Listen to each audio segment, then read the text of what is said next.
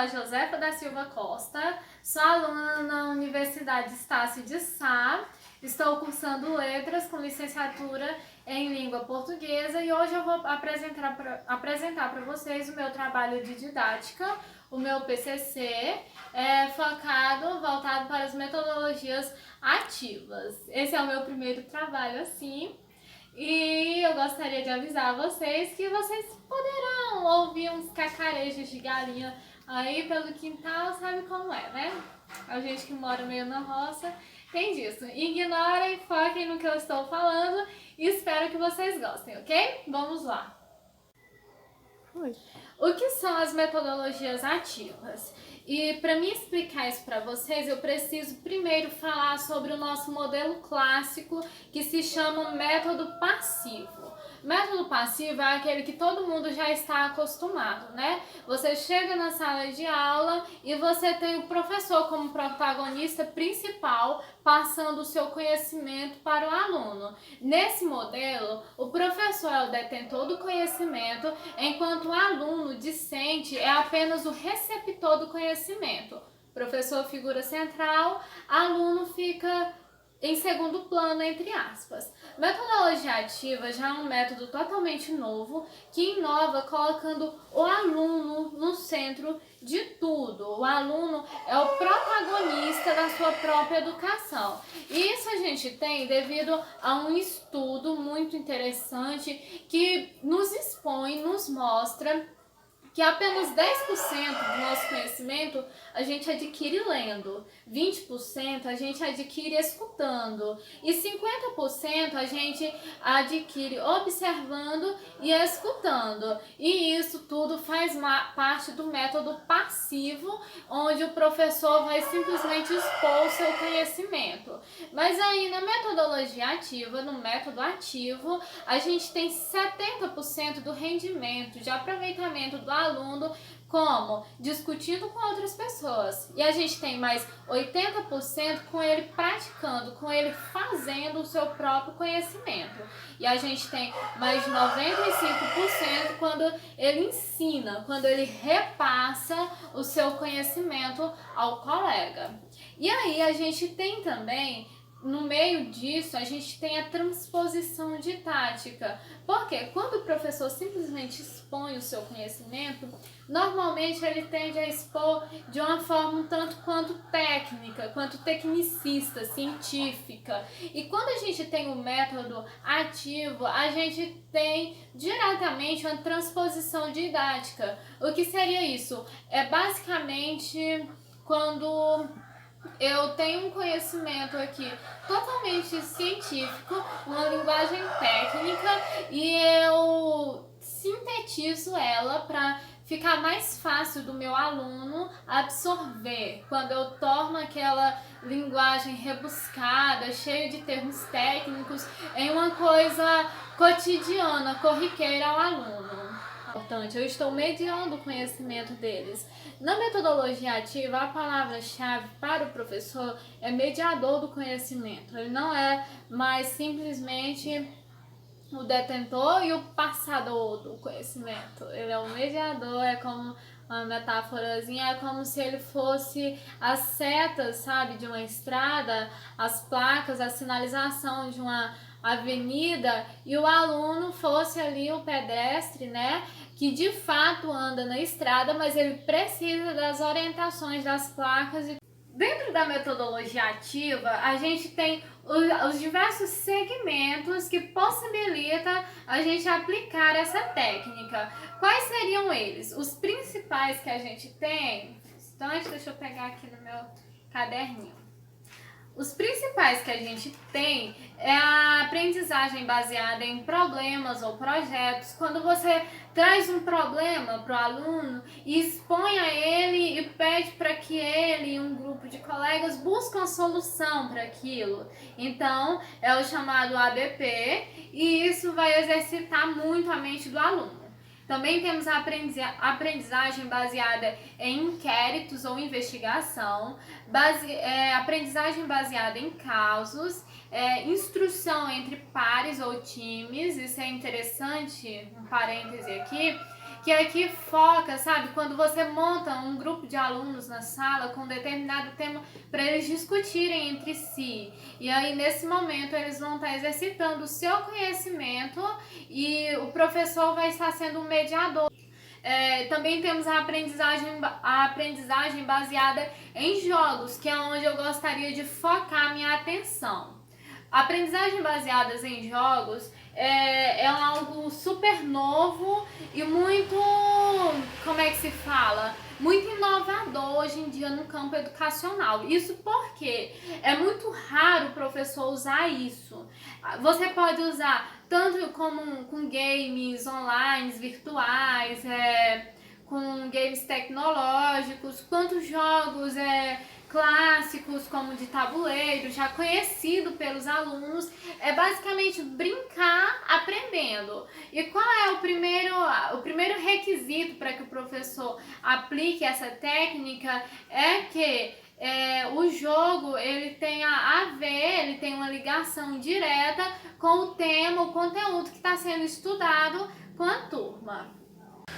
Eu planejei um plano de aula baseado nas aprendizagens por jogos e também com uma técnica híbrida, que vai misturar o quê? Vários outros métodos, tanto a aprendizagem por jogos, quanto também o uso da tecnologia na sala de aula. E aí, qual foi o jogo que você escolheu, Josefa? Primeiro, eu preciso dizer que eu planejei essa aula para uma turma de 9º ano e especificamente na disciplina de produção textual. Isso já me trouxe de cara uma dificuldade. Um jogo que consiga combinar produção textual e brincadeira, porque é uma coisa difícil. Produção textual é aquela coisa muito séria e muito clássica, né? E aí tem um jogo antigo que se chama Mods, que é basicamente deixa eu ler bem aqui, um conceito muito claro e muito interessante que eu trouxe aqui. Mod significa verso ou conjunto de versos que é utilizado como desafio poético para a criação de uma composição poética. É um jogo antigo, usado pelos poetas, onde a gente dava a eles uma determinada frase e eles iam a partir dela construir um verso e você dava outra e eles tinham que construir todo um verso, toda uma prosa, um poema, um texto com frases aleatórias e desnexas e ele teria que dar sentido a tudo isso. E aí, quando eu trago isso para a sala de aula, eu preciso adaptar. E eu misturo um pouco de mod com aquele conhecido repente, que é aquele jogo, né, que é o desafio de improviso cantado. Mas aqui a gente tem um desafio de improviso escrito por mods. E aí o que acontece? Eu jogo uma palavra, uma frase para o meu aluno e ele tem que escrever um conjunto ali, um pequeno texto baseado nela. E aí eu jogo outra frase e ele já tem que encaixar isso dentro do que ele estava escrevendo, sempre tendo conexão entre os fatos, né? Não pode ser uma coisa incoerente, tem que ter coerência e coesão dentro do texto dele. E aí ele vai montar todo um texto. E aí nesse ponto, aí eu já parto para minha avaliação, porque quando todos os meus alunos terminarem, eu já tenho uma nota para eles, porque todos fizeram, então todos merecem uma nota que seria 8. E eles vão apresentar para toda a turma esses textos deles. E a turma, os próprios alunos, os próprios colegas vão escolher, dentre todos os textos, 10 que eles considerem melhores. E desses 10 eu vou analisar, e agora eu vou analisar o quê? A linguagem, a gramática, a acentuação, né? Os erros, se está dentro dos padrões da norma culta de escrever, da normativa padrão. E aí eu vou escolher aqueles 10 é importante ressaltar que aqueles 10, como eles foram melhores, eles merecem uma nota melhor, portanto 9. E aqueles 10, dentro daqueles 10, que já tem sua notinha 9, eu vou escolher mais 3, que usou a linguagem de forma correta, tem coesão e coerência, mais uma vez, dentro do texto, e uma gramática normativa, e esses alunos merecem 10, certo? E para melhorar, para incentivar mais eles, por que não fazer uma pequena competição entre esses três, onde os outros colegas vão ajudar? Então, esses 3 alunos, eles vão lançar os seus trabalhos em uma plataforma de uma rede social e vão divulgar o trabalho deles. E aí, o que acontece? O trabalho que tiver mais voto, mais curtida, mais comentário, esse vai ganhar. E eu tenho o quê? Eu preciso pensar em uma premiação, até para incentivar esses alunos a fazerem isso. Com que eu vou premiá-los? Por que não um kit de livros? Josefa, sério, um kit de livros, amiga. Você vai dar um kit de livros para adolescentes? Sim! Só que eu vou dar o quê? Livros que sejam coerentes com a realidade juvenil. Eu acredito que se você pede para um aluno que nunca leu, nunca gostou de ler um livro na vida, para ele ler um livro como Memórias Póstumas de Brás Cubas, é a mesma coisa de você pedir para um sedentário correr uma maratona. Não vai dar certo, porque ele não está acostumado, ele não gosta, ele não tem gosto por aquilo ali. Então, antes que você queira tornar do seu aluno um leitor, você precisa mostrar para ele que ler é legal, ler é interessante. Então, eu trouxe aqui um kit de livros infanto-juvenil, escrito pela Kiara Kess, que é a seleção de 3 livros, que eu tenho certeza que qualquer jovem que lê vai pegar gosto pela leitura, vai ver que a leitura é legal. Posteriormente, ele vai querer ler outro livro, e aí eu posso demandar para ele um livro mais adulto, um livro mais clássico, né? E com isso, a gente vai ter uma turminha bem mais achegada à leitura. E Josefa, você deu uma aula, exatamente. Mas quais foram os objetivos que você tinha ao dar essa aula? E mais importante ainda, você alcançou esses objetivos? Alcancei. Super alcancei, estou feliz. Quais foram os meus objetivos ao dar essa aula? Primeiro de tudo, identificar as habilidades do meu aluno, porque metodologia ativa é isso, é você saber o que o seu aluno gosta, o que o seu aluno sabe fazer e trabalhar, desenvolver aquilo que ele já tem. E aí, quando eu lancei para eles fazerem um texto onde eles poderiam escolher o gênero, eles poderiam fazer uma narrativa, eles poderiam fazer uma crônica, eles poderiam fazer enfim, diversas possibilidades, um poema, né? E eles escolheram aquilo que eles tinham mais afinidade. Então, com isso, eu vi uma habilidade neles. E aí, eu preciso trabalhar isso. Em uma aula, posteriormente, eu posso trazer isso, trazer uma aula planejada para aquilo que eles gostam, né?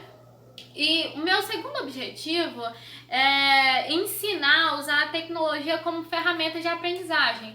Foi o que eu fiz quando eu pedi para eles que usassem suas redes sociais para expor o seu trabalho. Eu mostrei para eles, olha, celular não é uma coisa de outro mundo, não é uma coisa que vai sempre te prejudicar, você só precisa saber usar é em prol de você, em prol do seu conhecimento. Eu acredito que quando se trabalha com adolescentes, a maior dificuldade é você fazer eles prestarem atenção, esquecerem o celular, esquecerem as redes sociais e focarem no que você está aprendendo.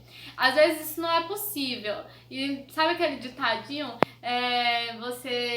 Às vezes você precisa se aliar ao inimigo, né? Então você faz o inimigo trabalhar ao seu favor, traz a tecnologia para dentro da aula e deixe que eles utilizem como uma ferramenta de conhecimento.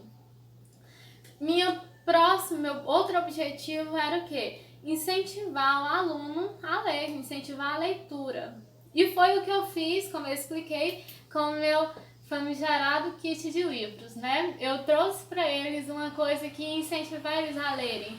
Eu tenho certeza que eles iriam gostar desse kit de livros. Quando eles lessem, eles iam divulgar nas redes sociais e eles iam conversar com os coleguinhas e falar sobre isso.